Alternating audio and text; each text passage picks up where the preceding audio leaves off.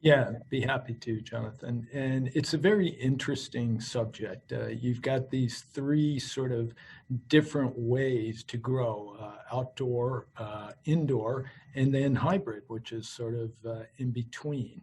And the question being, okay, what is the best way to grow? And the answer is that I'm not trying to obfuscate here, but it depends. And it depends on several different factors. And the things that you need to think about when you're growing is price points that you are targeting. What type of price do you feel consumers are ready to spend? You want to think about the climate that you're in and the quality. So if I dive into all these a little bit, is plants need sun, they need light, they need water, they need feeding, and they need to protect against various things that may impact them, whether that's going to be bugs where a pesticide may be needed, nutrients. So a lot of different factors come in, but let's try and tick off a few of these straight away. First of all, outdoor versus indoor. When I think about outdoor, it's going to be certainly less expensive than indoor.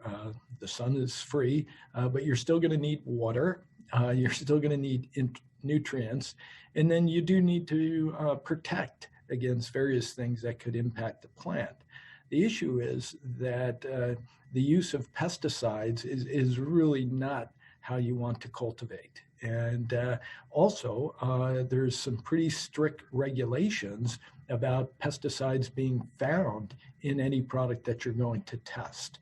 So the use of pesticides is one that people look at, and there may be some organic ways that you can get out to the farm and make sure your plants aren't going to be impacted. And then on an indoor grow, you're not that concerned because you can control the bugs much more securely when you're in an indoor type of setting. As far as water being the next piece, it's one that's when you're outside, you can pretty much put a well in and be able to nourish your plants as best you can. But you also need to consider having too much water. So that can be an issue. You can get things like root rot when you're outside. Your plants get too much water. It could be something that is much more controlled when you're on an indoor type of program, and you can drip feed and really monitor what you're doing as far as watering habits. One of the things that we found is there's a lot more technology being applied, not only indoor, but outdoor. So we have in our grow, we have weather stations pretty much every other row that are telling us about how much sun the plant is receiving on a daily basis, how much wind is actually coming through, and what the water situation is for the plant. So you're starting to see big data really come in and help cultivators grow and really optimize the field. And then, beyond the water, the probably the biggest difference is going to be the light, sunlight versus indoor. Indoor, it's a very expensive proposition. You are going to have to get certain grow lights. There's a lot more regulations coming in on the lights that you can use, especially about minimizing the amount of electricity that is going to be used. And so our sense is that, yes, it depends on whether you're going to do indoor, outdoor, or hybrid. But our view is that the most sustainable and environmentally friendly way to grow is outdoor. Now, I believe there is a lot of places that indoor is needed, especially in climates that are not as acceptable as we have here in Northern California. So I see the place for indoor, but it's much more, from our perspective, better to be growing outdoor.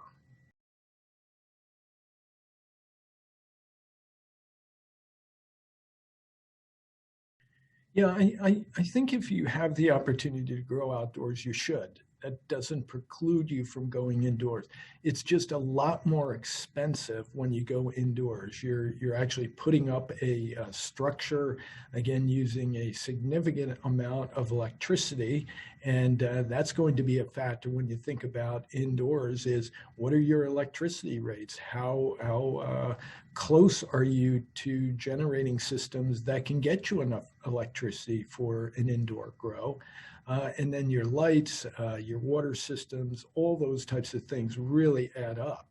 Now, what you do see with indoor is that you can control the grow a lot better than you would outdoors because there's just so many variables when you're going outdoors, and you tend to get a higher THC content.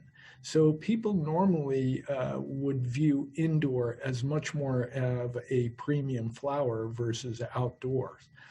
We sort of take a different tact. We think we can grow outdoors with a fairly high level of THC, getting up into the high 20s, maybe 30. But perhaps more importantly, we think that growing outdoors, you're getting a lot more of the terpenes coming through.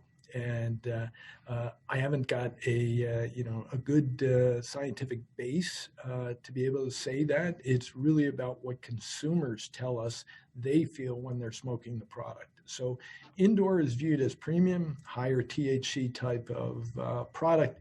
Outdoor is going to be, I think, still a significant amount of THC that you will get. I think you get a much more balanced type of smoke with the terpenes coming in. And I feel that quite a few people actually prefer that type of product, knowing that it is, probably the better product from a sustainability and environmental factor.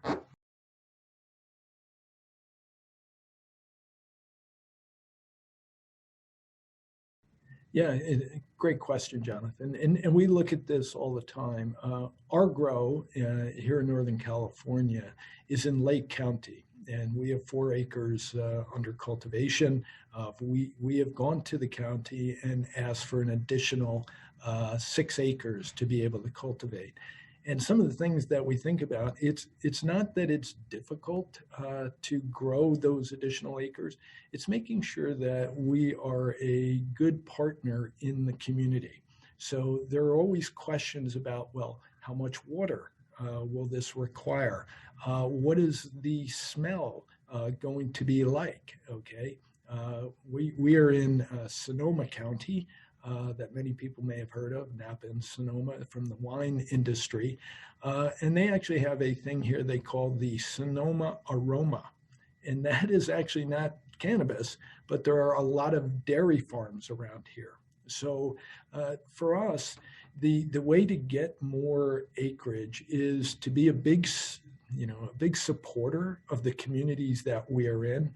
We pay a lot of taxes. And we go to the county and we show them how much tax that we pay versus some of the other industries. We also show them how many people we employ. We pay well above what would be average wages, which is above minimum wages. And for us, at least at our company, everyone is a owner. So we have stock and equity plans to make sure that people are part of our company. And then, we encourage very much that we do charitable work and that type of thing. So the actual cultivation isn't that difficult. As long as we can get the permits to go out and cultivate, we can grow fairly quickly. It's just making sure that getting that permit, that people view us as a good business. They want to have us do well. They want to see more employees doing well in their community. They like the taxes that we bring when we're growing in those communities. So we see this as a really big opportunity. And then the second part that's going to happen, so we need to grow more just for us here in California, but we also need to be ready. And I think you are seeing people get ready for interstate commerce, and that's going to be another big boon to the amount of cultivation that's going to be put out.